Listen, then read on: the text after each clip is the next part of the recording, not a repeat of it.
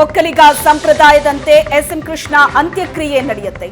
Asianet ಸುವರ್ಣ ನ್ಯೂಸ್ಗೆ ಭಾನುಪ್ರಕಾಶ್ ಶರ್ಮಾ ಹೇಳಿಕೆ ಕೊಟ್ಟಿದ್ದಾರೆ. 15 ವೇದ ಪಂಡಿತರಿಂದ ಅಂತಿಮ ವಿಧಿವಿಧಾನ ನಡೆಯುತ್ತೆ. ಪಂಚಗವ್ಯಗಳಿಂದ ಪಾರ್ಥಿವ ಶುದ್ಧಿ ಕಾರ್ಯ ನೆರವೇರಿಸಲಾಗುತ್ತೆ. ದೋಷಗಳಿದ್ರೆ ಪ್ರಾಯಶ್ಚಿತ ಕಾರ್ಯವನ್ನು ನೆರವೇರಿಸಲಾಗುತ್ತೆ. ಬಾಳೆ ಎಲೆಯಲ್ಲಿ ಪಾರ್ಥಿವ ಮುಚ್ಚಿ ತುಪ್ಪದಿಂದ ಅಭಿಷೇಕ, ಶ್ರೀಗಂಧ ಕಟ್ಟಿಗೆಗಳಿಂದ ಅಗ್ನಿ ಸ್ಪರ್ಶವನ್ನ ನೆರವೇರಿಸಲಾಗುತ್ತೆ. ದೋಷ ನಿವಾರಣೆಗೆ ಶ್ರೀಗಂಧ ಕಟ್ಟಿಗೆಗಳಿಂದ ಅಂತ್ಯ ಸಂಸ್ಕಾರವನ್ನ ಮಾಡ್ತೀವಿ ಅಂತ ಹೇಳಿಕೆಯನ್ನ ಕೊಟ್ಟಿದ್ದಾರೆ ಭಾನುಪ್ರಕಾಶ್. ಮಾಜಿ ಸಿಎಂ ಎಸ್ಎಂ ಕೃಷ್ಣ ಅವರ ಅಂತ್ಯಕ್ರಿಯೆಯನ್ನು ನೆರವೇರಿಸಿಕೊಳ್ಳಲಿಕ್ಕೆ ವೈದಿಕರ ತಂಡ ಆಗಮಿಸಿದೆ. ಅದರ ನೇತೃತ್ವವನ್ನ ವೈದಿಕ ಬ್ರಹ್ಮ ಭಾನುಪ್ರಕಾಶ್ ಶರ್ಮಾ ಅವರು ವಹಿಸಿಕೊಂಡಿರ್ತಕ್ಕಂಥದ್ದು. ಗುರುಗಳೇ, ಅಂತ್ಯಕ್ರಿಯೆ ಪ್ರಕ್ರಿಯೆ ಯಾವ ರೀತಿ ಇರುತ್ತೆ, ಎಷ್ಟೊತ್ತು ಸ್ಟಾರ್ಟ್ ಆಗುತ್ತೆ? ಅಂತ್ಯಕ್ರಿಯೆ ಪ್ರಕ್ರಿಯೆ ಇನ್ನೇನು ಕೆಲವೇ ಗಂಟೆಗಳಲ್ಲಿ ಪ್ರಾರಂಭ ಆಗುತ್ತೆ. ಇನ್ನು ಪಾರ್ಥಿವ ಶರೀರ ಮದ್ದೂರಿಗೆ ಬಂದು ಒಳಗೆ ಬರಬೇಕು.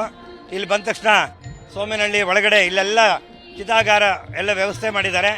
ಈ ಜಾಗದಲ್ಲಿ ವಿಶೇಷವಾಗಿ ನೋಡ್ತಾ ಇದ್ದೀರಾ, ಚಿತಾಗಾರವನ್ನು ವ್ಯವಸ್ಥೆ ಮಾಡಿ ಪುಷ್ಪ ಮಂಟಪದ ಅಲಂಕಾರ ಮಾಡಿದ್ದಾರೆ. ಅಲ್ಲಿ ನಾವು ಮಧ್ಯಾಹ್ನ 3 ಗಂಟೆಗೆ ಸರ್ಕಾರಿ ಮರ್ಯಾದೆಗಳೊಂದಿಗೆ ಅವರ ಕಾರ್ಯಕ್ರಮ ಶುರು ಆಗುತ್ತೆ. 3:30ಗೆ ಎಲ್ಲ ಮಂತ್ರಿಗಳೆಲ್ಲ ಪುಷ್ಪಾರ್ಚನೆಯನ್ನು ಮಾಡ್ತಾರೆ, ಬಂದು ಪುಷ್ಪಮಾಲಿಕೆ ಇಡ್ತಾರೆ.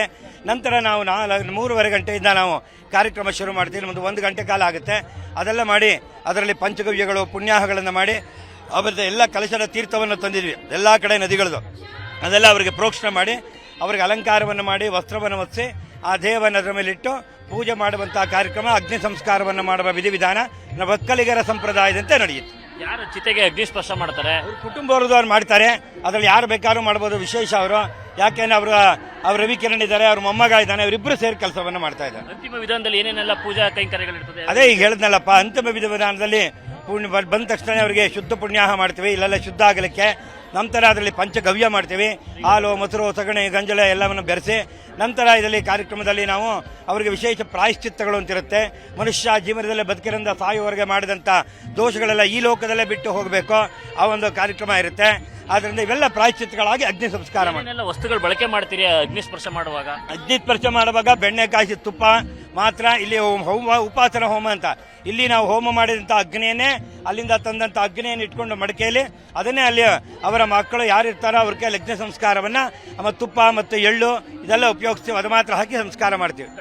ಶ್ರೀಗಂಧ ಬಳಸೋದಕ್ಕೆ ಅದರ ಮಹತ್ವ ಏನು? ಶ್ರೀಗಂಧ ದೇಹದ ದುರ್ಗಂಧ ವಾಸನೆ ಬರಬಾರದು, ಪೊಲ್ಯೂಷನ್ ಆಗಬಾರ್ದು, ಅದಕ್ಕೊಂದು ಶುದ್ಧವಾದ ಕಟ್ಟಿಗೆಯಲ್ಲಿ ಹಾಕಿ ಸುಡಬೇಕು ಅಂತ ಶಾಸ್ತ್ರದಲ್ಲಿ ಹೇಳಿದ್ದಾರೆ.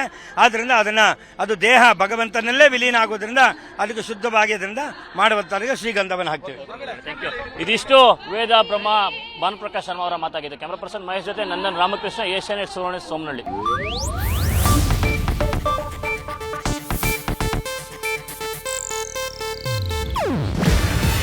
ಇದು ಏಷ್ಯಾನೆಟ್ ನ್ಯೂಸ್ ನೆಟ್ವರ್ಕ್ ಪ್ರಸ್ತುತಿ.